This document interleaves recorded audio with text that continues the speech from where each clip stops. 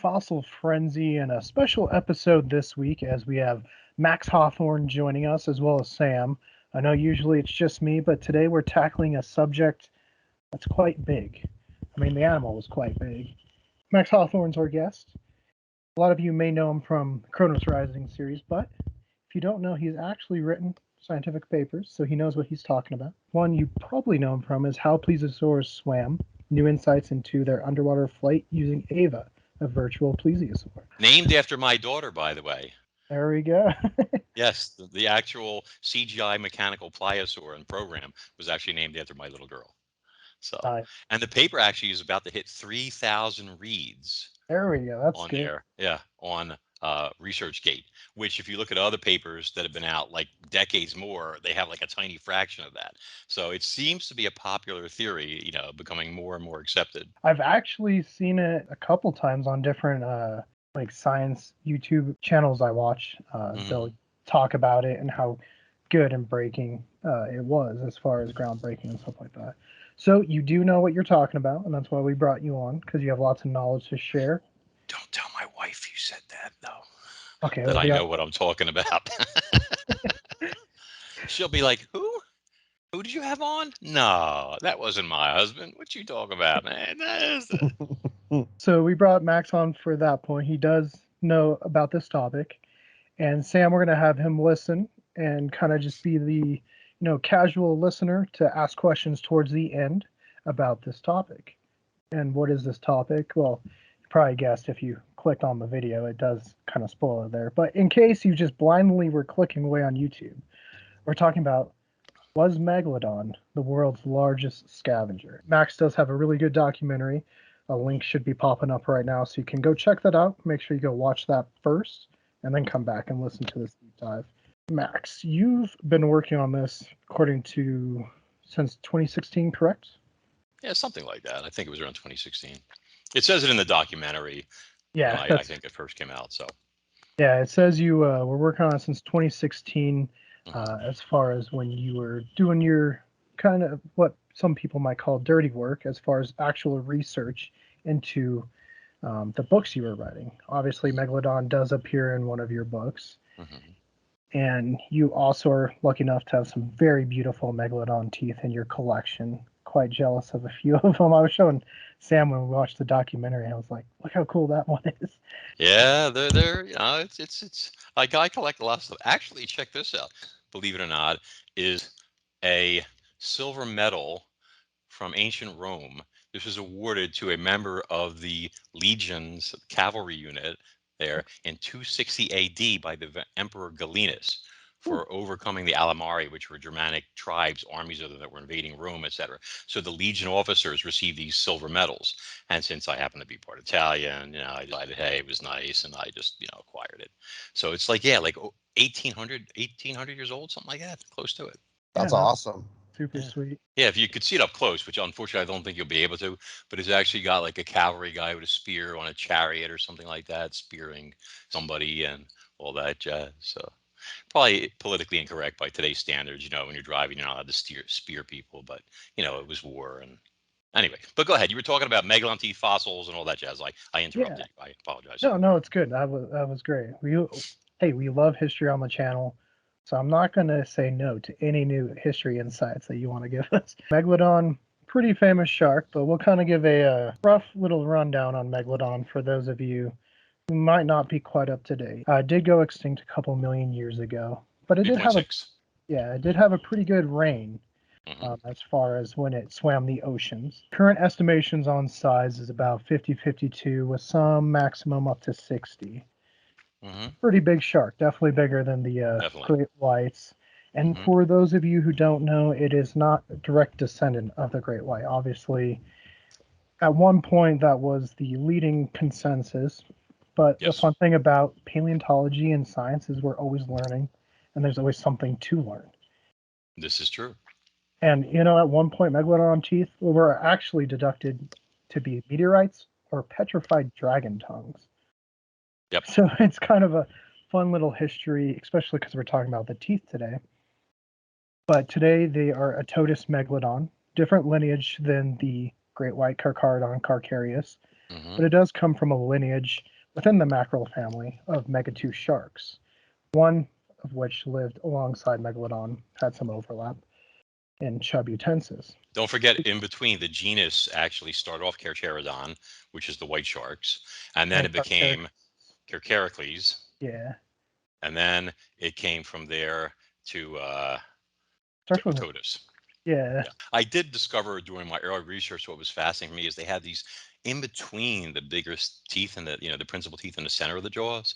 They had these tiny little symphysial teeth. They were like these tiny Mhm. little microscopic things, two of them there, and you never hear about those, but those existed also. So I guess that was some sort of adaptive process going on with the shark. Those teeth had reduced over time, perhaps, or it needed to fill in a little gap for its jaw, or who knows what. I mean, I'm always like, pondering ideas of why teeth were designed a certain way and stuff. I mean, like for well, I don't want to give away stuff I haven't written yet, so never mind. I don't want to, why why Stories why for give away the milk, make people buy the cow or whatever it is. right. So and we got plenty to talk about. But I'm Yeah, sorry, I no, interrupted you again. the great white obviously closer related to the mako sharks. Great whites as well as another mako shark lived at the same time, Yes, and we'll get back to this. Cosmopolitatus. So yeah, that kind of brings us up to date. There is a abundance of sea life. What we wanted to talk about is their teeth and their eating habits. When I was doing my research, I did see that there was a 2022 paper and then a later paper where they actually were looking at the teeth and the pathologies Hmm. as far as the similarities with other sharks. And Hmm. the closest one they had was bull sharks. Hmm. So obviously different feeding habits than the great whites. Hmm. I like how you We said that. Bull sharks. bull sharks. It would Hey, sound like an expletive almost. But go ahead. I mean, it could be depending on the situation you're in. The geochemistry of the fossil teeth between the fossil megs and fossil white sharks using zinc isotopes in the teeth enamel found that the trophic levels are actually lower than the modern white shark. So again, we're just peppering little things to show that it is different than the great white. I know a lot of people, when they think of Megalodon, probably think of a giant, oversized white shark, Hmm. but pretty different anatomy, I would think. I mean, it's hard to tell. We just have teeth, some vertebra, Hmm. but luckily we can look at other bones, and that's what you've done in your documentary with whale vertebra and stuff to kind of paint a picture that a lot of people may not like. But I mean, the Hmm. evidence is there. And in abundance. So It, I happen to have oodles. In fact, I just got a new fossil yesterday. I got it here. I'll show it to you in a minute. it was Yeah. funny because on Wikipedia there's a Hmm. whale bone, and it shows the exact marks that we're going to talk about Hmm. as far as how you got there. When talking about Meg, a lot of people have hypothesized maybe it comes up and rams from below like a white shark. Hmm. Or I don't know if people should go off of this documentary because it's not great and I wouldn't recommend it. But Jurassic Fight Club showed it coming up and nibbling at the flippers and stuff Hmm. until the well perished. But in your documentary, you compare speeds. Hmm. And so, do you want to explain? Because you were talking basking sharks and just a smaller 26-foot basking, but they're not that fast. And so, what's the speed of the basking shark in the study, and how does that correlate to megalodon? Okay, so the thing when you're dealing with sharks is you have an animal that has a skeleton made of cartilage. Okay, uh, the only that means it's like rubber. Okay, and as I've explained to people, like I've had 10-foot makos on the line, and it's like a ballistic missile, you know, attached to your fishing rod. These things jump 10, 20 feet out of the air and swim at 50 miles an hour. They're speed demons. Somehow sperm whales eat them, which is always interesting to me. But I believe it's that sonic cannon of theirs, and they stun the shark like they do squid and then just swallow it. But anyway, I'm digressing. So when we're looking at speeds with animals like sharks, you have to remember that their skeleton is soft. The only parts of the skeleton that are partially hard are the spinal column, the vertebrae, in other words, and the jaws. And those are strengthened with a fine coating of calcium crystals called tesserae. kind of like a tesseract, but not tesseract, different. And so this sprinkling or this layer is like almost like chainmail. It hardens it up, but it still stays flexible. See, and underneath that thin hard layer is what looks like ballistic gelatin, because the actual jaws inside are still soft. So if you go on, I think it's at Real Max Hawthorne, his YouTube channel, or Supernatural Survivor with Max Hawthorne to see the documentary there. There's a beautiful color set of like a tiger shark jaw, big jaws, and a cross section cut open from an elasmobranchiologist, and this shows you inside it's like almost clear, literally like ballistic gelatin. So it's kind of stretchy and everything. And if you've ever seen that, there's a documentary or a film out there of like a metal drone swimming along, it looks like a torpedo, and then you see the white shark come up. Have you ever seen that one? Chases it down and grabs it, hits it from the Yeah. side. And when he's biting on it, you hear this like cracking noise and stuff. Well, those are his teeth breaking, obviously. But anyway, and when you watch him biting on it, you see his jaws are malforming because he's biting something hard that he's not used to dealing with. See, sharks are relying on their tooth sharpness for their bite force. If they don't have the sharpness, they can't do much. Big sharks have attacked people wearing those chainmail suits, and when they can't get into the flesh, it's just a lot of squeezing and not enough to hurt you. See, so this poor shark, when he swam away finally, you saw him going like this, like I think he either broke or dislocated his jaw, and he was trying to get it back in place. Hopefully to do that and not broken. Okay, so there's an issue there in terms of bite force and everything else. But back to the speed thing. So when you're swimming, okay, when you're a large shark or a large whale or anything like that, obviously you're swimming using your caudal fin, right, your tail. Okay, so you go up and down movements with whales, with the flukes, okay, and side to side movements with sharks. We can all agree on that, right? Yes. Okay. Oh my God, I just saw a video earlier today, and this beautiful mako shark, who was about a 10-footer, got beached in the surf and it was dying. And these Or guys 10 feet tall. dragged it back in. Yeah. Yeah. See, I mean, and that was a small shark if you think about 10 foot long, but it just couldn't save itself, whereas an orca would have just squirmed back in like a giant caterpillar and, and it's so much bigger, et cetera. But that's once again the bones. So when those tails are moving from side to side or up and down, you're limited by the strength of your skeleton. So if your skeleton is rubbery there and the attachments of your ligaments and tendons are attached to those bones and those muscles to a base of rubber there, you have a problem.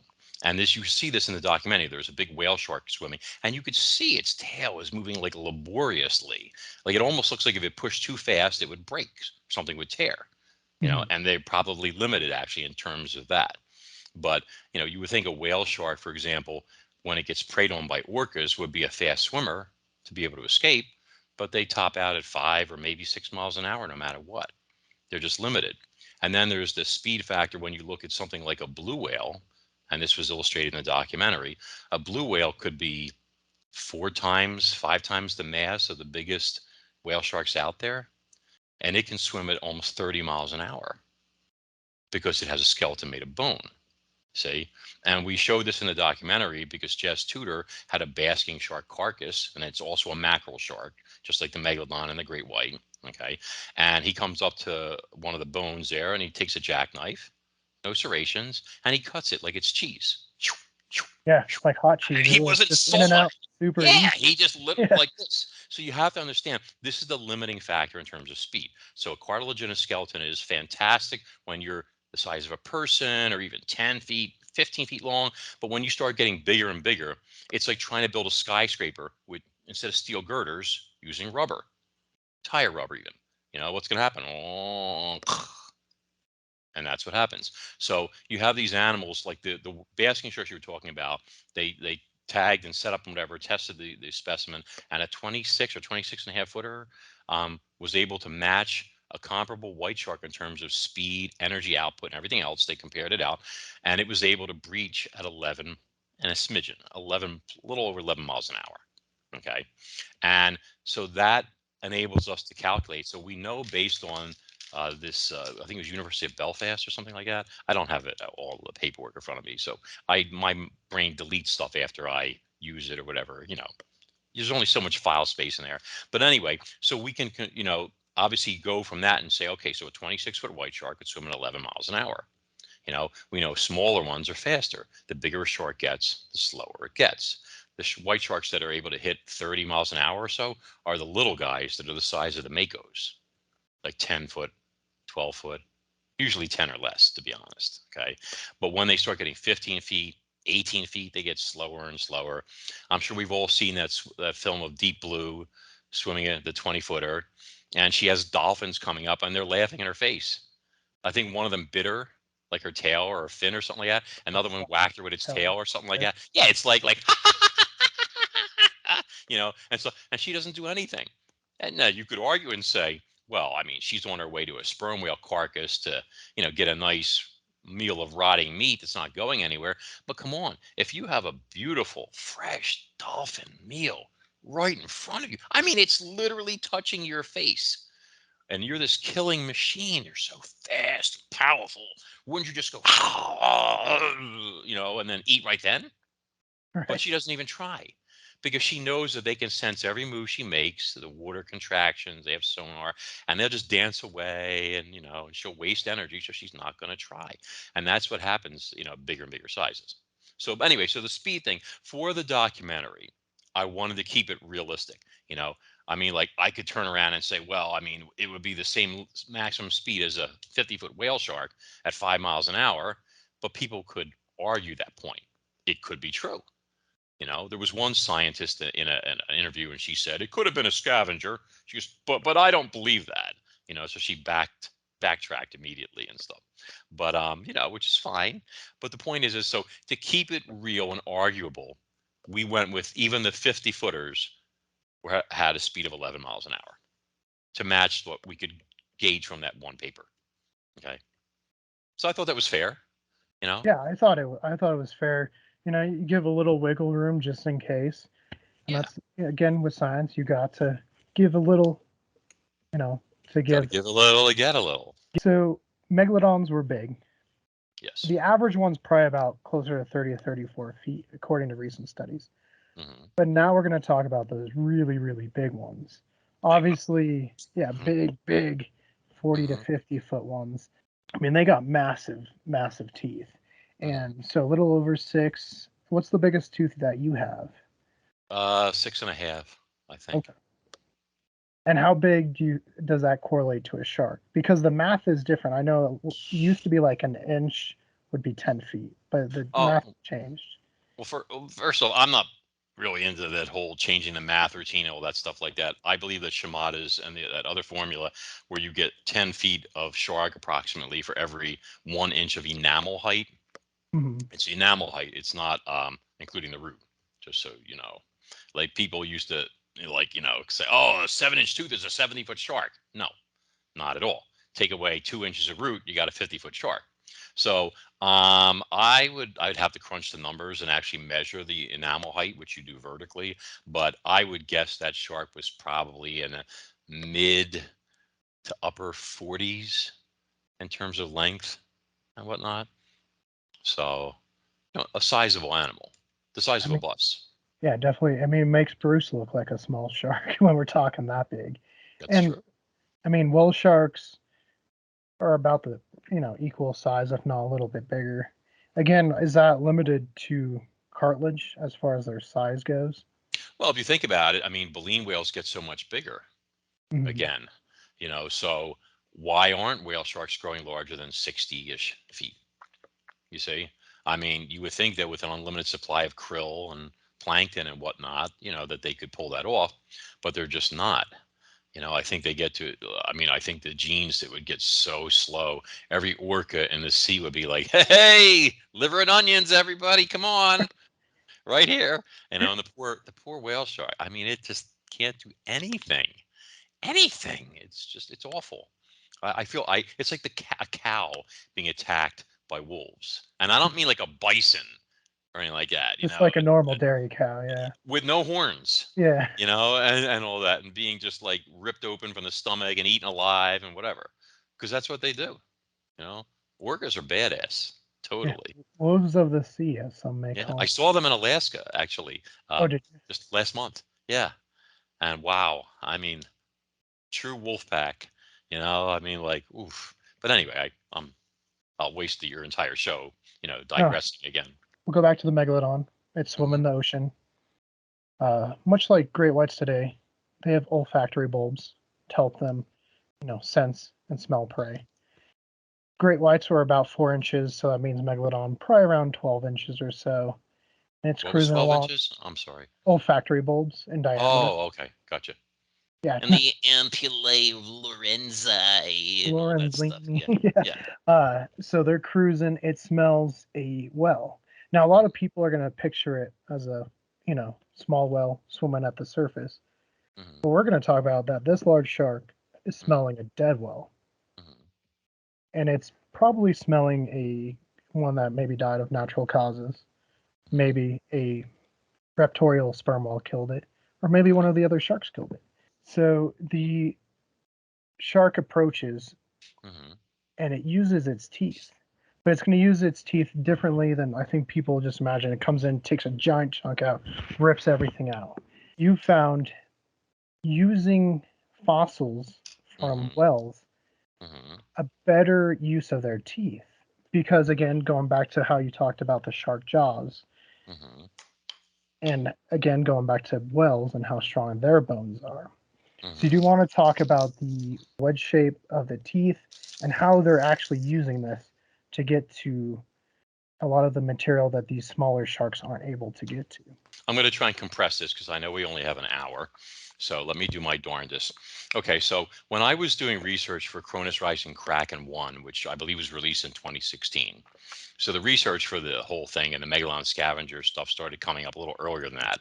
I don't know if it was in 2015, whatever, but it was first released in 2016. That I know for sure. And so when I was looking at, and collecting all these different teeth, and I kept finding all these principal teeth. Principal teeth means we're talking principal maxillary teeth, upper jaw teeth, like the business end of the shark. So let's say there was 6 teeth in the top jaw. Okay. The first four, especially, and the other two. And I Mhm. started noticing they all had something that other teeth didn't. So, for example, like now this is a fossil from a Chubbutensis shark. Okay. This is an upper principal tooth. I believe it is a UL3. Okay. Upper left side, tooth number 3. If we went with the labial side, it would be here and it would probably be around there. So 1, 2, 3.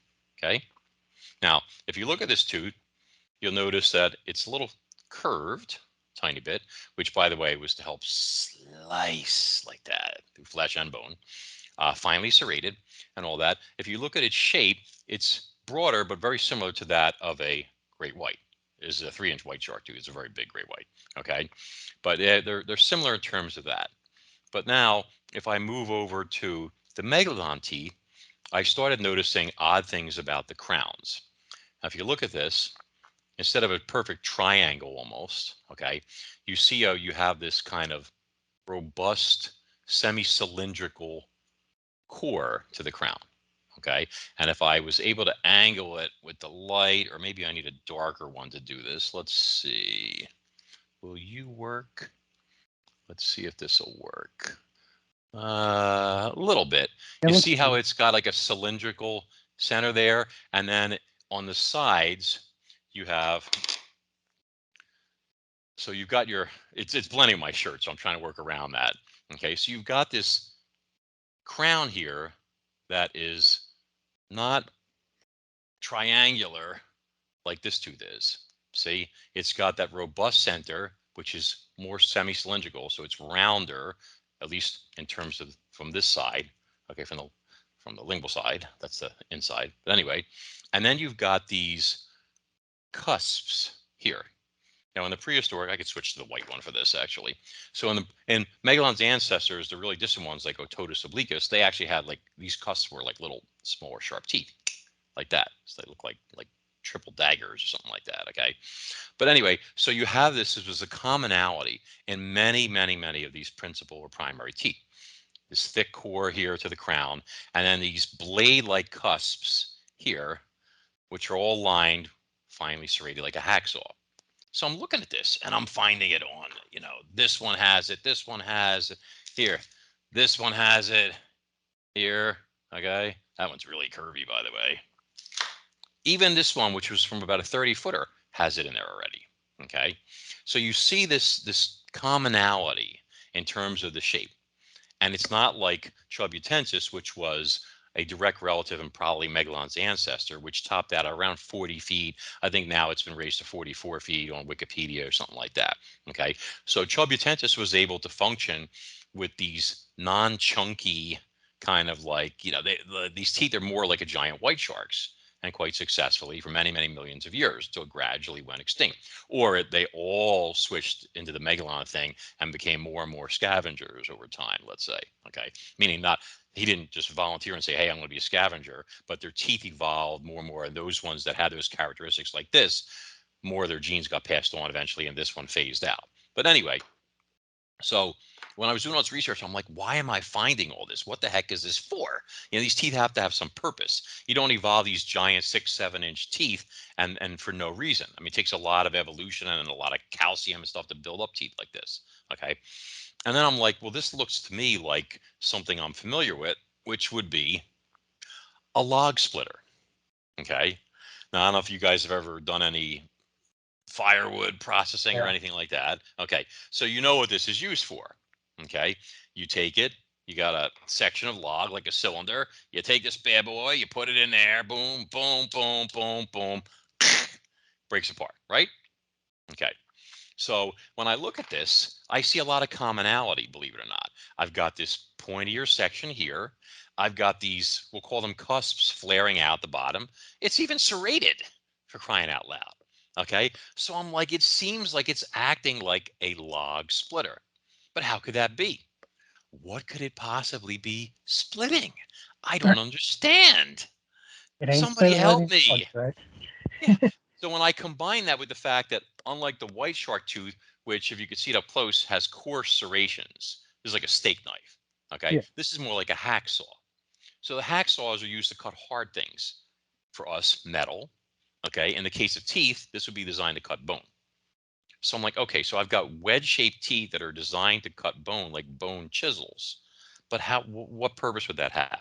And then I looked at the bones and the skeletons of the whales and all that, and I'm like, well, the only thing that makes sense is that these teeth were used to go between the ribs of whales. See? And that started to make sense because if I have a whale rib, like let's say this piece of fossil whale rib right here, okay, and then the shark comes up and then its tooth goes like this and starts to go between the ribs. And then you have another, I don't have three hands, so I have to picture another rib over here, okay, and then another tooth over here and another rib over here. So what's going to happen is this tooth at the tip fits between the two ribs, but when it gets to where the cusps are, they don't. And at that point, the cusps start to slice into the rib. Okay. In fact, we have a perfect example right here. Okay. So this was actually one of the ones in the video. Hmm. Okay. Has three slices in it. It has a little scratch right there. Okay. Then it has a deep gouge on the far left right there. And then you have this gouge, hard. See, I'm not used to doing this. I guess the gouge here. And then the rib fractures. Boom, like a bomb going off. Okay. And if I take this tooth and I line it up, you're going to see that the tooth matches, it's hard to see here, perfectly to both of those grooves. It's almost like this exact shark did it. Dig, dig, slice, and then like that. And this would happen on both ribs at the same time because it's squeezing in between them like pegs into holes. See? So that started to tell me that the teeth were basically designed as nutcrackers to crack open and then crush these rib cages to get the juicy bits that are inside. Okay. And I'm like, well, why would the shark need that? And I'm like, I mean, if it was eating a dead whale that it came upon or that it killed, it would be eating the meat, the guts. I mean, the rib cage is a small fraction of the whole whale, if you think about it. And the only reason for that would be that number one, it would be doing that to get stuff that maybe the carcass was already stripped. It had been dead for a while. And obviously it had to be for a dead whale because as the documentary shows, live whales don't lie there on the beach and be like, Just say, hey, hold big on, hold on. boy, come on now, line those teeth up. Yeah, you go right. Oh, okay, bite me, you know? So I that love doesn't that work. part. So this was designed to process a carcass. basically, okay? And to get at the heart and lungs, which were behind these giant rib bones, which are very strong. They're not made out of rubber or cartilage, okay? And that's why the shark had evolved these teeth to split between those like that. And this was very important because the heart and the lungs, first off, would be like highly nutritious. I mean, like blubber, if you eat fat, a lot of energy, but I mean, it doesn't exactly, you need muscle to build muscle. And I believe this is what caused Megalodon to outsize Chubbutensis and grow 20% bigger, maybe more, okay, and grow so large because it was getting food that was always there for it. See, and that was the theory. So then I started digging and digging, and I started finding whale fossils. Mostly it was the ribs with these bite marks on them, these grooves over and over and over again, lined up next to each other. And, there's been a lot of like stuff out there claiming that Megalon had this massive bite force, but a lot of those numbers are deceptive because they rely on the points to develop bite force instead of like the jaw crushing power like a crocodile or an alligator or something like that, where if you're wearing shark chainmail and you put your arm in a saltwater croc's jaws, okay, if you get that arm back, I guarantee you it is going to be like jelly. You see what I'm saying? Yeah. Whereas if that was like a tiger shark or even a 10 or 12 foot great white, you're going to maybe have a little bruising and that's it. The shark cannot do it. It needs the sharp teeth to slice through you. Okay. So this one is one I just got yesterday. Okay. And if you look, I don't know if you could see, there is Yeah, a I whole see like bunch. a One, couple. two, three, four. I think there's 4 or 5 of them. Okay, all there, all going the same way. Okay, and this shows you that the shark was trying to do that rib splitter thing with it, but it didn't work in this case because on the other side there's only one little scratch low down, which shows you he was probably missing a tooth or bad angle or whatever it might have been. But the point is it was trying again, again, again, again. If you have to bite 4 times, 5 times into the same a whale half your size, and you can't crack through that rib cage, there's something wrong. See, and in this case, it was like I said, it was probably a missing tooth. So, or it was, here it wasn't the one of the primary principal teeth. It was one off to the side. It was angling away, which would probably explain that little scratch down there, that gouge.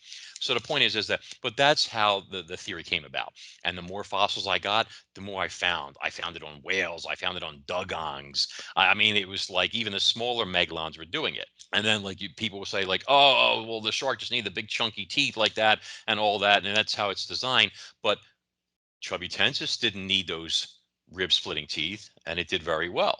Okay. And megalodons did not have these teeth from birth. This is a neonate, a baby megalodon tooth. Okay. Like a newborn practically. And it is perfect, flawless, point, serrations, enamel, everything. This is like one of the crown jewels of my collection. I love this little monster. Okay. And if you look at it, it has none of the cusp shape that the adults have. It is literally like a white shark tooth. See? I mean, literally. In fact, if I back this up and put them like that, you see what I'm saying? It almost looks Yeah. like a white tooth. In fact, a little broader, but whatever. And the point is, it doesn't have that cusp. Now, if we go fast forward a year or two, this is another very young megalodon tooth. Okay. And Bone Valley, I think. And if you look at it though, you compare the two, you notice that the crowns now are starting to bulge out here at the bottoms. Yeah, which You see like that? getting rounder at the base. Exactly. It's not here when it's younger. It's doing that in preparation for these cusps and that crown to start changing shape. This is getting thinner, this is getting thicker, and then that's going to come down.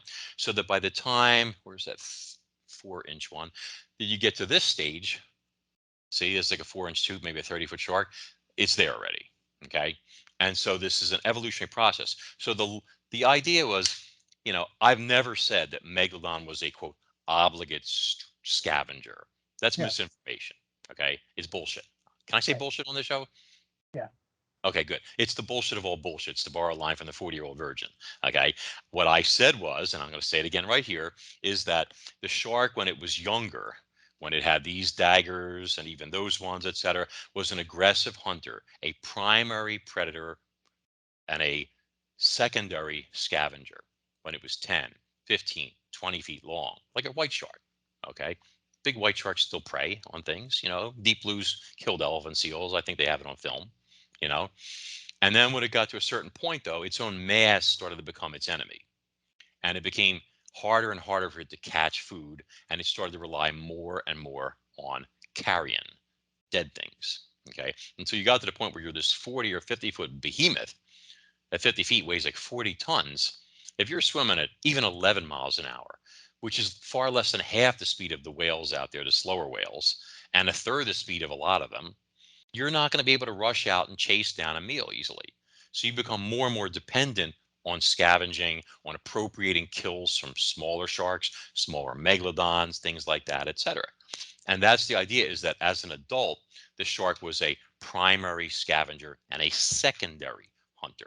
It never lost its hunting instincts. It just did what, like Deep Blue with that carcass of the sperm whale. You know, it's just going to go where the money is.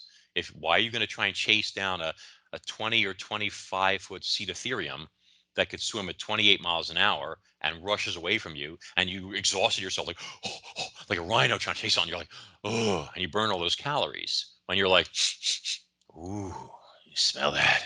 And then you turn, and a day later, you're at this really nice rancid carcass, and there's like a couple of prehistoric great whites on it, and maybe I don't know, maybe a 25 or 30-foot chubby atensis, and you just swim up and you're like, oh, and they take one look at that 6-foot mouth and they run for their lives, and that carcass may be stripped of most of the good stuff, but you've got the tools to do what they can't do.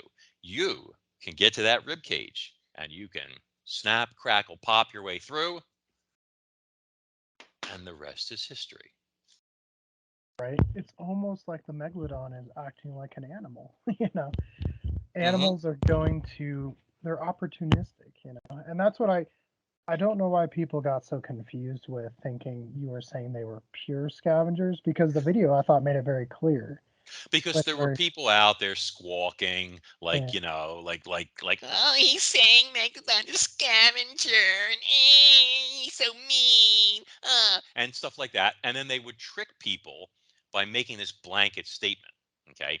And I'll give you proof of it, because, and this is in the documentary too. Another one of their little bits of misinformation is a popular word these days, was they were saying, I mean, where are all these carcasses coming from? I mean, like, how could there be all these carcasses to feed all these megalodons? Again, this was based on this erroneous statement that all of the sharks were scavengers, as if from birth they came out going, hey, is there a rotting sandwich around here? No. Okay. We just learned right now that these teeth were designed to prey on yeah. things. Okay. To not to scavenge. Okay. So I did some number crunching on another show, just a spur of the moment thing. And it turns out that, according to the research, it's believed that before whaling started, us, that humpbacks numbered well over 1 million animals. Okay. I read one estimate might have been 1.2 or even 2 million. I forget. It was a huge number. Okay. And I was like, let's just say we took into just the humpback whale. Okay. And we took into account like them dying of old age. Okay, just as an example, if you got Mhm. 1 million humpbacks and they live an average of around 50 years each, that means that every year 1/50th of your population should expire, right? Right. I mean, seriously, if you live 50 years and you die at age 50, okay, and then a newborn for the next year would live 50 years and die at the age 50. So every year, 1/50th of your population would die. Okay, that's 20,000 carcasses right there. You see? I mean, like, it's obvious that there would be a lot of dead whales floating around if you divide that out by 365 days in a year. But that's not part and parcel for the theory. Because, again, the theory is that the younger, faster sharks that are still agile and whose skeletons are not their own enemies at this point, okay, are out there hunting. And you're going to have God knows how many 25-foot megalodons. I mean, like I use, again, a white shark as a reference. How many 20-foot white sharks are you guys aware of that you see on the news and stuff like that? I think there's like two or three that I know of. Deep Hmm. Blue's the most famous, and then I know there's another Hawaii one that gets Yeah. confused with Deep Blue. Yes. I think there's like two or three that I know Yeah. of. Okay. But how many videos out there are there of white sharks Oh, besides them? Yeah, I mean, millions. how many videos? Millions. Literally Yeah. thousands Yeah. of videos. You know what Shark I mean? Week has a whole series about it. Yeah. So, you go down a shark cage and there's 5, 10 great whites swimming around, and most of them are 10, 12, 14 feet long. So the point is that we know that they get to 20 feet, but the average one is probably 10. You see what I'm saying? In Mhm. terms of commonality. So there might be 40 or 50 10-footers for every 20-foot giant because most of them don't live that long. They don't make it. Things happen, orcas happen, Yeah, that's stuff. what Okay. orcas. So the point is so the same thing would apply to Megalodon. For every 50-foot cow brood stock swimming around out there with that giant bear trap jaws, you're probably going to have 50 that are 25 or 30 feet long. I mean, they're all over the place, and these are still active predators. And what does an active predator do when it's hungry? It eats. It goes kill something. Exactly. And after it kills something, how much, let's say you're a 25-foot whale, I mean, a 25-foot shark, and you kill a 25 or a 30-foot whale. Can you eat that whole carcass? No, because your stomach's not that big. Right. You're going to eat a tiny fraction of it, you know, and then you're going to swim away. And what's going to be left behind? The rest of the carcass. Exactly. And then other animals are going to come in and they're going to prey and prey and prey and prey and prey. Okay. And eventually they might eat most of it, but those juicy bits in the ribcage are still there. So the point is that this food web was like self-sustaining. The younger sharks were feeding their parents and their grandparents and stuff like that. See, that's what they did. And that's why Megalodon was so successful for so many millions of years, because the giants, which had few natural enemies, except for maybe Leviathan, okay, they were being fed by the younger generations of sharks, and not just other megalodons, Chubutensis, okay, Cosmopolitatus, the giant prehistoric mako, prehistoric great whites, some of which got a lot bigger than the white sharks of today. See, so you had all these big, super predatory macro predator sharks out there making kills, eating what they wanted, and then swimming away. You know, and that's it. So there were dead whales everywhere. I mean, you couldn't swing a dead cat without hitting a dead whale. There were plenty of carcasses out there. Okay. We know this because, the megalodon was around for so long and there were so many teeth being shed and they all had to be eating, et cetera, and stuff. But I have so many of these ribs with these repetitive marks, boom, boom, boom, boom, boom, all lining up like that. It was all part and parcel of its plan, of its design to crunch open that rib cage and get what was inside. And it always had plenty of other sharks feeding it.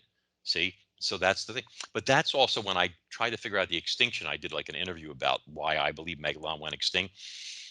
I think the shark got hit with a triple whammy. People used to say, like, at one point they had this like crazy idea that a comet exploded or something like that 2.6 million years ago, and the radiation killed off the megalodon because it's the only thing that could kill off this super shark was an act of God, a comet, radiation. Imagine how embarrassing they were when a few years later they changed it and they said actually it went extinct a million years later. I mean, earlier. See, Right. so now you put out your theory and you time your comet and everything like that to 2.6 million years, but you're a million years off. A million. That's a pretty big miss. Okay. So, you have these ideas. But what I found out was I started saying, okay, so what was going on back then? And a lot of things were going on. First off, whales were beginning to become gigantic. Okay. And this was, I believe, in response to evolutionary pressure from Megalodon. The whales, most of the whales back before 4.5 million years ago were 25 or so feet long. The only exception was Leviathan, I think, and maybe one other, like some sort of humpback or something like that. But most of them were fairly small, and they were the principal prey for the megalodon shark, especially for the younger sharks that were doing most of the killing. See, so if you're a 25-foot shark, you can kill a 25-foot whale. Just like a great white can kill an elephant seal the same size as it. It happens. So the the great whales started evolving. They got bigger and bigger and bigger. And that became a problem for the megalodon because you have now a whale that's 40 or 50 feet long, and your 25-foot hunting megalodons cannot kill that whale. They're taking their life in their hands. I mean, a blow from a set of flukes could kill a shark, see?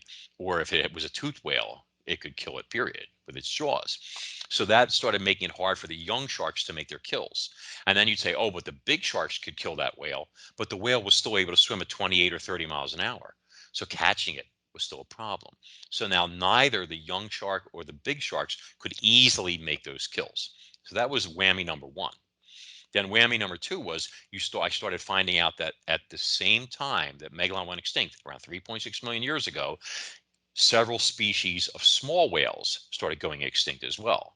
There was like this blue, I don't remember the names off the top of my head. There was one was like a beluga type and a few other ones like that. It was all in the interview and stuff that I did. People go on the website and find, look up Megalodon scavengers.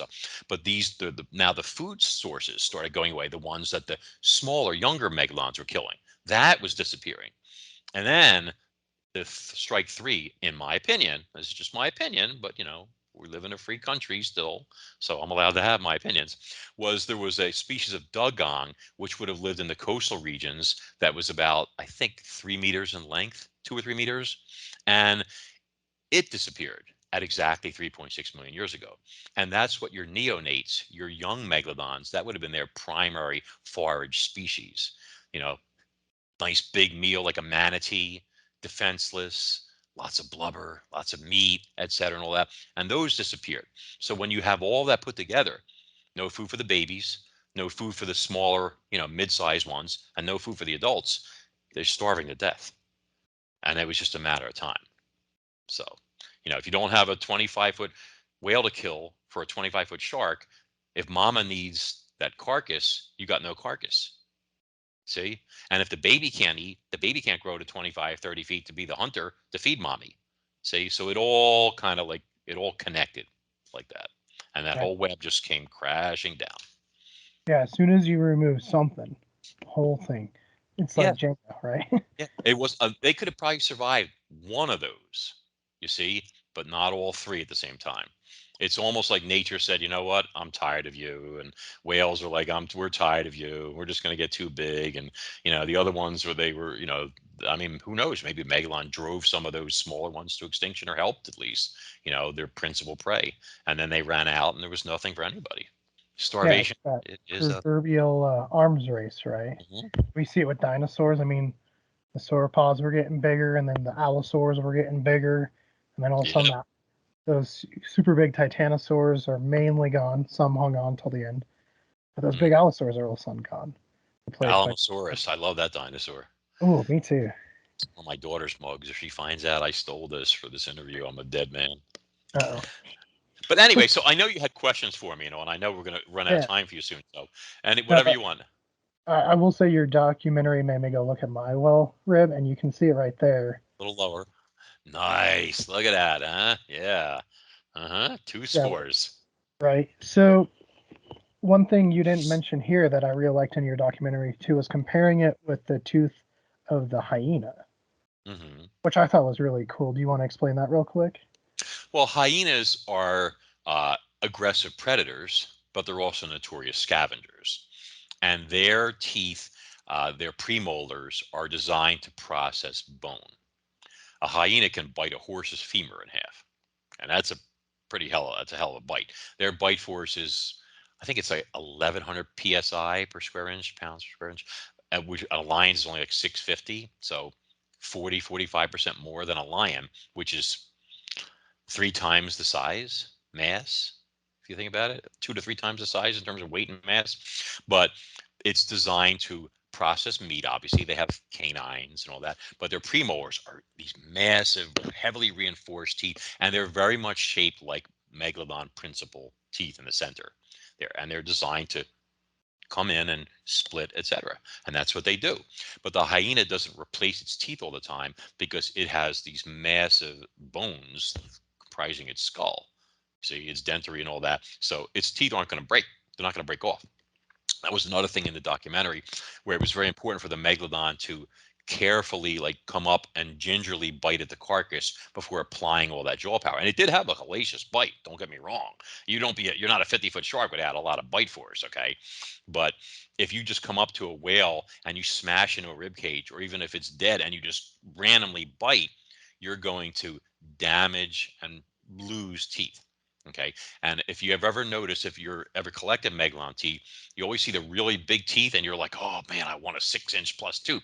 And it seems like almost everyone you find has the tip crushed.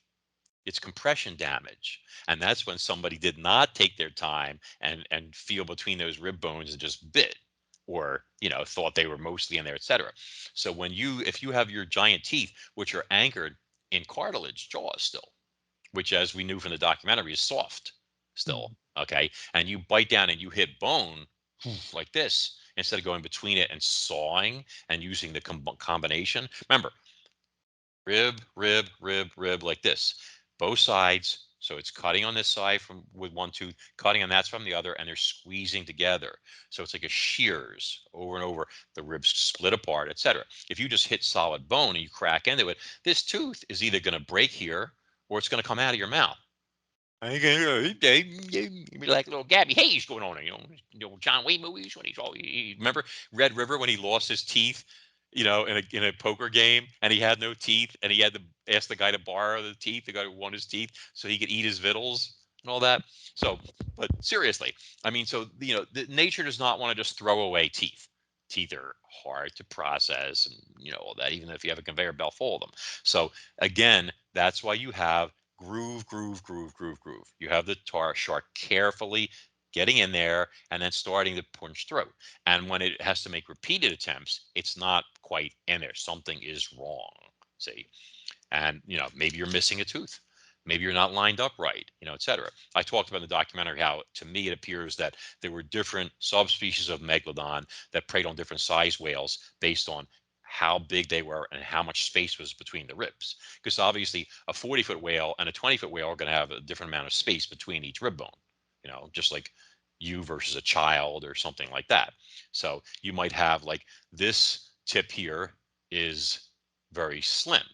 So this would be designed to prey on smaller whales, whereas you have this monstrosity. You see what I'm saying? Where it's like the tip is gigantic. See, and that would have preyed on a much larger whale or with much bigger spaces between the ribs. But again, the same process: get in between them, etc., and all that jazz. So that's basically a nice synopsis of the whole Megalodon scavenger thing. And again, we're not saying that the shark was born a scavenger looking for rotting meat. No. Okay. And, anyway. So, and, there was plenty of carcasses out there to eat, as we discussed already, et cetera, and all that. As it got bigger, it started switching more from hunting into more scavenging. And that's just the way it went. See? Okay. I've said my spiel. What do you got for me? Let me have it. Well, yeah, no, I think if you look at any animal, especially with sharks, the bigger they get, the slower they're going to take what's easiest. They don't want to get hurt. They're going to put up a fight. So you were going back to the different subspecies. Say in a perfect world for Megalodon, Mm-hmm. the House of Cards is still upright. Mm-hmm. It looks like maybe they were going to diversify, much like we go from Chubbutensis to Megalodon. Mm-hmm. Do you think there's a next phase there, and then do you think they're smaller, bigger, like as far as their teeth? You mean Which if they hadn't gone extinct? correct? Yeah. Do you want me to touch on the fact about the mega sharks that we appear to still have swimming around out there, I or was no? going to ask you about that, yeah, because you have the other documentary with the dead well. This is true. Um, in a perfect world, none of their prey items would have gone extinct. The problem is that we're starting to see here a degree of specialization. So this particular shark was designed to prey on whales of a certain size. And if they went extinct, those species, he's having a tough time now. See? So then his genes are going to get lost. And then if you have one that's designed to prey on large whales, once again, they become heavily kind of specialized, like Smilodon fatalis. One researcher, paleontologist, decided that he theorized that it was designed to cut the throats of bison, and its teeth and its jaw gape matched perfectly for a buffalo. See, so now if the buffalo died off, the Smilodon would have a problem because it was designed more for that. It could eat other things, but it was really a specialist to a point. It was a buffalo killer. See, so in a perfect world, then all those whales would still be with us, and we'd still have the Megalodon shark. But sadly, or perhaps luckily, depending on where you're swimming, we don't. Okay, but there is evidence out there. In fact, if I guess I'll have to plug a book, but I did a research book called Monsters and Marine Mysteries. It came out a couple years ago. Actually, it was my first Amazon #1 bestseller. I was quite proud of myself. And I researched a lot of marine cryptid and other monsters and actual evidence that suggests that there are certain things out there that are a lot bigger and scarier than we think. And there was a whole chapter I did on mega sharks. And we based this on uh, real bite measurements of real bites taken out of real animals. So, for example, a shark called the Beast of Briar Island was based on a 52-foot humpback carcass that washed ashore there. And my buddy Jess Tudor went there, measured it on video and everything. So I have the video, and he got two bites that were 27 inches wide, and the higher one was, I think, 37 inches tall.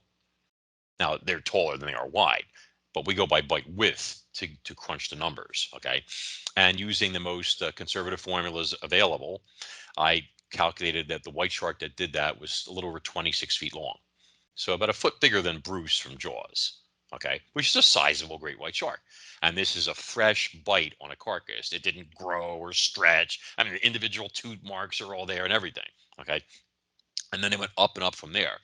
The biggest shark that I researched was the Galapagos giant, which was based on a 40-foot whale shark that marine biologist Dr. Simon Pierce photographed and filmed in 2017 off the Galapagos Islands. And this animal, in fact, if they go on the YouTube channel, there's a color photos of this whale shark on the video that we're going to talk about in a second.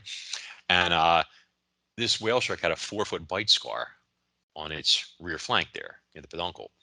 And it's got tooth grooves in it and stuff. So this bite is only a year old or so, I would guess, something like that. And the numbers suggested a shark is as big as the whale shark. See, so there's evidence out there of some sort of big macro predatory sharks still swimming around and attacking things. I mean, you don't get a 4-foot shark bite on your butt if you don't have a shark big enough to have 4-foot wide jaws.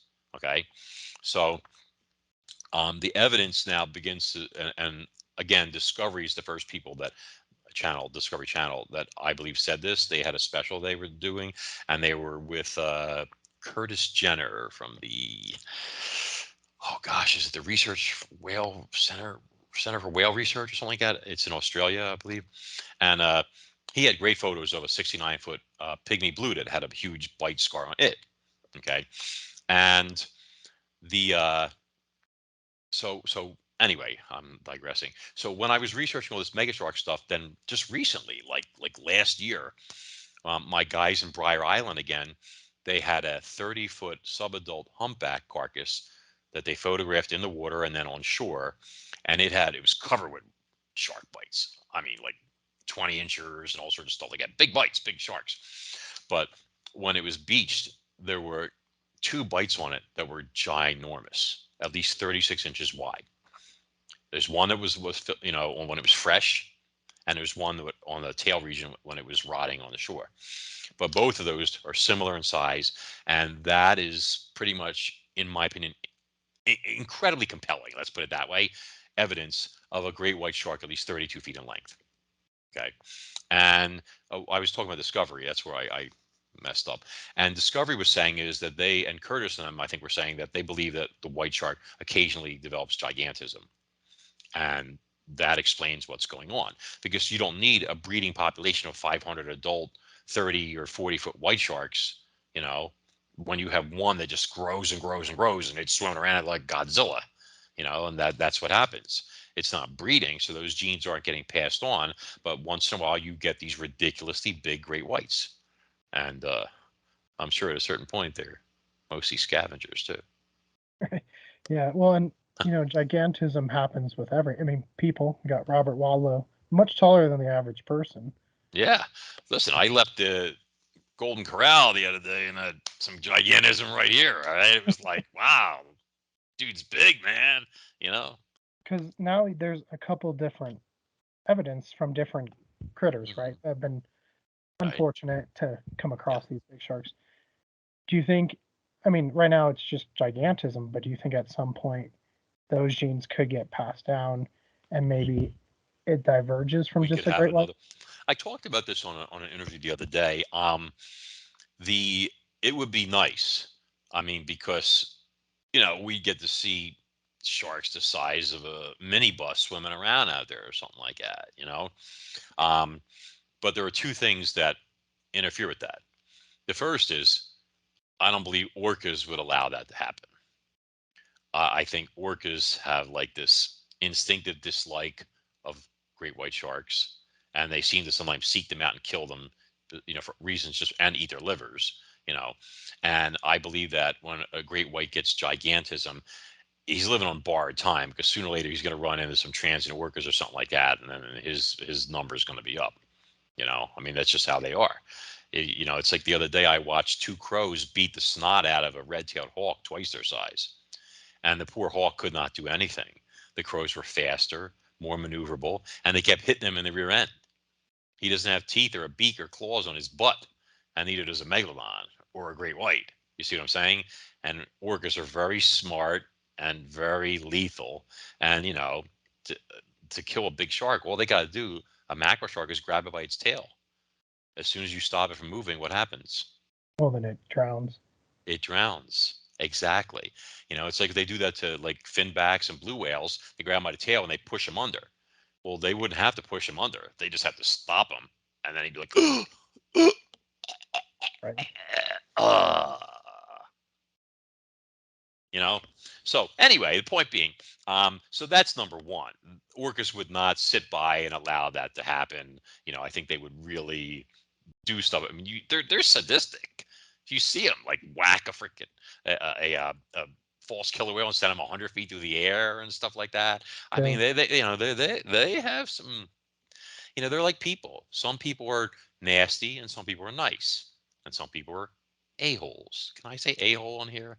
Yeah. Yeah. You're good. Okay. I mean, they had it in Guardians of the Galaxy, so I guess it should be okay. It was rated PG. Okay. So anyway, so there's that. But the other thing is in order for that to happen, if this gigantism gene is there, you would need two sharks, like you said, to have it. They'd have to mate. Okay. You need two of them in order to pull that off. You can't have it where a normal sized one is going to mate with a giant because it's not going to work. You know, when white sharks mate, the male grabs the female by the neck and he pins her to the seabed and they do their thing. You know, if you're a 15-foot male and you approach a 30, 35-foot female, what do you think is going to happen? I mean, you could get eaten. And you certainly don't have, I mean, you're pulling on her neck and she'd be like, are you serious? Or like, is that all you got? And then you get eaten. Okay. And if it was the reverse and it was a 30-foot male approaching a 15-foot female, she's going to run for her life because that bite on her gills would take her head off. See? So you would literally need two sexually mature, members of the opposite sex to get together and then hopefully copulate successfully and all that. It could happen. I mean, I've documented evidence in the last few years of, I think it's like six of them now, six different ones. So there seems to be more. So, you could be right. Maybe, if the shark finners, the shark finning ships don't kill them all and orcas don't kill them all and all that, maybe in our lifetime we'll be able to lay eyes on a 30-foot shark, 35, 40-foot shark. Maybe I'll have him on my wall. I mean, Imagine that. that would be something to see for sure. I mean, I mean, I don't know. I got a nice 7-foot tarpon in there. There's a big striped bass, all this stuff. But I'd have to make room for a mega shark jaw. My God, or I'd have to convince my wife to let me put it in the foyer overlooking the front stairs. And I don't think it's going to happen. There is a beautiful spot there. It's even got like the molding and all that. And I was like, a 20-foot tiger shark head would look really. She's like, no, we have a deal. You're office only. Goodbye. And I was like, but see, so I'm like yeah, Carl von Freeling from the first Cronus Rising book. I had to put an addition onto my house for trophies. for the You know, trophy. yeah. Well, and so we've talked about orcas a little bit. They kind of come on the scene towards the end of Megalodon's reign. Do you Mhm. think there's correlation there as well? I think the earliest orcas were smaller, but they were still nasty SOBs. And I am sure that knowing what we know about them now, again, they would certainly prey on the neonates, the babies and the young and stuff like that. They certainly might have harassed or even killed a few subadults and stuff like that. There was also a thing I did on Hemipristis, Sarah, the Wolverine shark. The back then in the Miocene and stuff, there was a Wolverine shark as big as a great white. You know, Mhm. they reached 20 feet, and they had I don't have the fossil in front of me, but they have these teeth that looks like a tiger shark on steroids, with Yeah, these giant jagged serrations curving and everything like that. And I actually own a fossil evidence that proves that Hemipristis was eating the baby megalodons. You know, there was a researcher, I don't remember what paper it was in, on Hemipristis, but they were theorizing that the Wolverine shark and also I think the great hammerhead would have probably raided megalodon nurseries and preyed on the babies, you know, coming in close to shore where they would hide out and stuff like that. But there wasn't any evidence of it. I actually have a little principal tooth, actually about the size of this one, and it has bite marks from what has to be a Hemipristis shark. They actually scored the enamel of the tooth. It has that whorl shape of gouges like this and stuff from those teeth, and it's an incredible find. I mean, incredible. And it shows you, yeah, they're yeah, and they curve even more though, and they've got like some of them, it's like turned or something like that. Wait, yeah. I think it I does wish I because if you go on yeah, like that, and if you go on if you look up Hemipristis and Megalodon, or Hemipristis maybe Megalodon, you'll see like an interview I did in a press release, and there's a photo of a really great one, and that tooth I'm talking about with the damage to it is on there too. okay. And Well, that shows you that this shark, this 6 meter shark, basically came up and grabbed this poor megalon and was even eating its face, like ripping it apart, like like a tiger shark when they saw things apart and stuff like that, you know. And yeah, so I mean that was happening also. You know, it was tough being a megalodon. You know, when you're the big boy on the block, everybody wants a piece of you. You know, I know how that is. you gotta. So, kind of an off-topic question. Hmm? How many people do you think have Chebutensis teeth thinking they're megalodon? Gosh, I don't know. It's like it's so funny because some of the teeth are indeterminate. Remember Mm, how I told you like it's not just like the older teeth where it's starting to shift, some of them are changing. Even later teeth, you get it. It's like they probably were interbreeding a lot and everything like that. And it's like almost like are you or aren't you a chub, you know? And I mean for me it's tough to tell. So I go to like Seth Sorensen from Fossil Shack, and he's like my go-to guy for a lot of stuff. And I'll show him, and I'll be like, "What am I looking at here?" And he'll be like, "I'm 99% sure that's a chub. It's got this, you know." And he'll throw all this data at me and stuff like that. But I should give him a plug actually. Fossilshack.com. Has everything from megalon teeth to full mosasaur skeletons for museums. Whatever you need, he's your guy. And if you tell Max sent you, you'll get a discount. And I'm serious. But There's, wait, is there there's more. more? No. Ooh, look at that beauty. Huh? Yeah, and which one do you think that is? Because I have some Atotis one. It just looks very different than my other Atotis. But they, That is, wait, is it missing the cusps? I I can't mean, tell. They might be. Yeah, I see spacing at the bottom there, but that's a nice sizable tooth. That's definitely an upper, you think so? definitely an upper in the middle. That even, might even be a number one, like dead center. Yeah, it's broad. You see them. I mean, I had a chance many years ago to get a full set of Ototus jaws mounted with 4-inch teeth in the jaws. The bigger teeth were 4 inches, which nowadays a 4-inch tooth will cost you like $400 or $500 for one tooth. And this was tons of them. Okay. And I could have got the whole jaw and everything. But I was like, yeah, you know, I was distracted with other stuff and I didn't bother. And now I kick myself.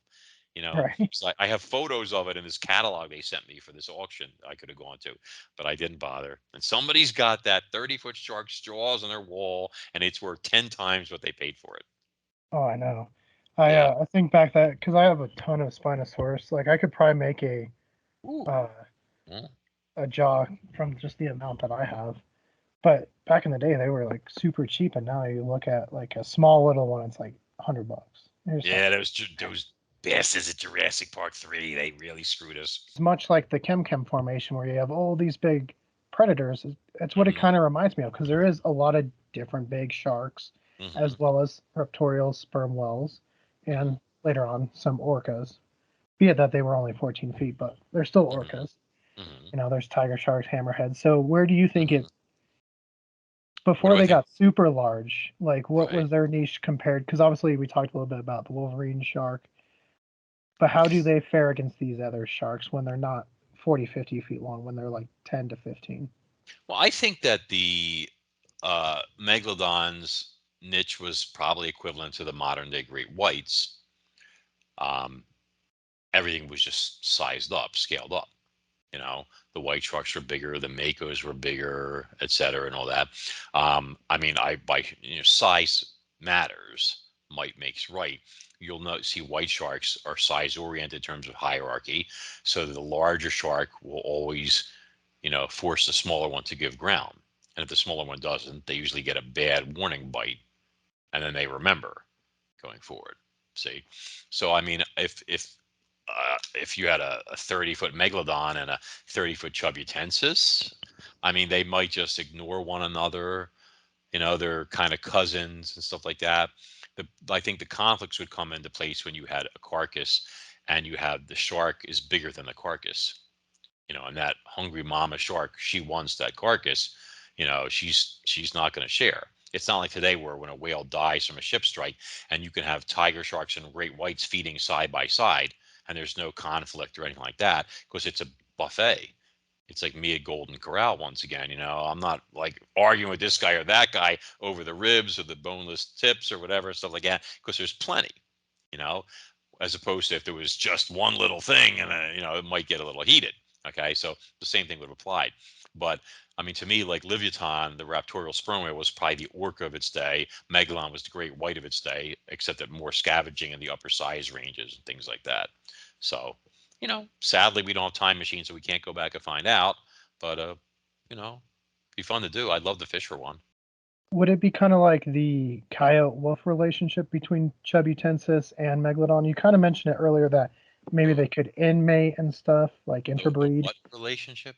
The Coyote wolf, where they can interbreed, and I'm not and then you have understanding that term. The kaya. coyote and wolf. Oh, coyote. Okay, I'm Yeah. sorry. I you said kaya. I'm sorry. I don't have my hearing aids in right now, so you know. Oh, you're good. No, Okay. I was thinking about that as you were talking because we have coyotes, we have wolves, and then we have coyote or wolves, I think is what they're called. Boy Boy- dogs. Yeah, Yeah. Yeah, I know what yeah. you're talking about. Yeah, I mean, like, yeah, I think I mentioned it, and if they were interbreeding, which is quite likely, that would explain how some of the fossils are so hard to tell, and it probably also contributed to chubby tendons eventually disappearing because of the genes were getting passed more into megalon, and it was again more of this thing with these specialized tooth crowns, for processing carcasses and things like that. So, um, but then it left a big niche when the megalon went extinct, obviously, because then there was nothing left, no big macro predators or anything like that. You know, And that's when whales kind of exploded in size. Was when megalodon disappeared.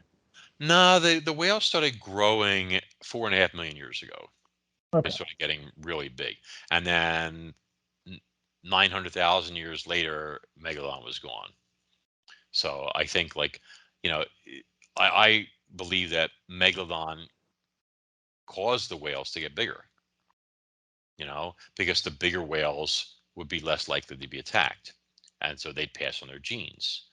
More big whales, those bigger ones, bigger and bigger, bigger, bigger, bigger. And pretty soon they got so big, the shark was no longer able to prey on them. The smaller, medium sized ones, say. So, you know, evolutionary arms race, like you said, you know, the coyote and the roadrunner. Yeah, no, fascinating stuff and something that viewers can actually go look for themselves. Because if you go to a museum, look at old whale bones, Hmm. even go on Wikipedia where it talks about what Megalodon was eating, you can actually see a pretty nice picture of a Hmm. whalebone with lots of little cuts on it where it looked like maybe it was like trying to bite it a little bit. Hmm. Or you And can just go on my YouTube yeah, channel that's where I was and going. it's all Or put you can together go there to for you, free of Max's charge. Yeah. YouTube. We'll have a link above. We'll have a link in the description. Hmm. Max is a great guest, so please go support him. He also has lots of great books, so hey, if you want a good read, I definitely recommend it. Not one of his books have disappointed. They've all been good. It's almost Christmas time, so maybe you guys want to pick up the sleigh. Oh, that's actually one of my favorite books that I've written. Honestly, the horror thriller. So it does make a great Christmas present. God It's willing, we'll very get that. good. Oh, look at that. See that?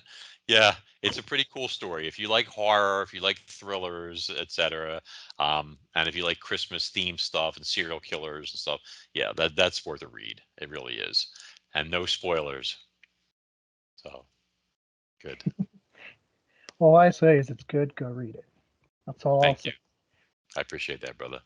No, thank you for joining us. Sorry, it's been kind of a hectic week, so if I wasn't my best, I do apologize. But you've been your best, so I You appreciate it. guys totally rock. If anybody wants to find me, I'm on Facebook at Real Max Hawthorne. Same thing with YouTube at Real Max Hawthorne. I don't remember what the Twitter handle is right now or anything like that. But anyway, and the website is either maxhawthorne.com or cronusrising.com. So free stuff on the website. Click on the free books link. Enjoy. No, go check it out with the link in the descriptions. Max, before we leave though, anything in the works that you're able to tease or not yet? Mm, I have something in the works, and let's just put it this way. When you find out about it, you're going to be like, we're going to have to cancel another guest and have you on the show. Okay. Hey, we'll have And you on anytime you want. I'm serious. I know that sounds mean, and I'm not trying to be mean, but I just trust me when I tell you this. When it happens, I guarantee you're going to be like, dude, please, let's go live, even, whatever, or stuff like that. Okay. But I have something great that's in the works. It's going to be out soon. I just have to polish it a little and whatnot. And yeah, and I'm looking forward to it. It's going to be exciting new year, you know. Well, there we go. You guys should be excited because I'm excited. So, hey, we have been dabbling with lives. We're not quite to where I want to be with lives before, but Hmm. sure, if we say we're going live with Max Hawthorne, we'll get some viewers. So, again, Max, thank you for joining us. It was wonderful. And we'll do this again in the future. And one more thing, thank you for Yes. connecting us with Mark Eddy. It's been great. Oh, he's Oh yeah. totally rocks. So, I'm gonna do my daughter's Gojo thing then. So, thank you everybody. Really appreciate it. And y'all have a great night, and we'll talk soon. Yeah, you Yeah, too. talk Thank soon. you. My Thank Have you. a pleasure, good Steve. night.